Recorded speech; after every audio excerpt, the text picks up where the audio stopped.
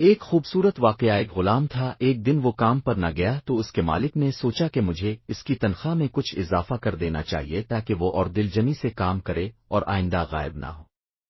اگلے دن مالک نے اس کی تنخواہ سے زیادہ پیسے اسے دیے جو اس نے خاموشی سے رکھ لیے، لیکن کچھ دنوں بعد وہ دوبارہ غیر حاضر ہوا تو اس کے مالک نے غصے میں آ کر اس کی تنخواہ میں کیا گیا اضافہ ختم کر دیا اور اس کو پہلے والی تنخواہ ہی دی۔ غلام نے اب بھی خاموشی اختیار کی تو مالک نے کہا، جب میں نے اضافہ کیا تو تم خاموش رہے، اور اب جب کمی کی تو پھر بھی خاموش ہو کیوں؟ تب غلام نے جواب دیا،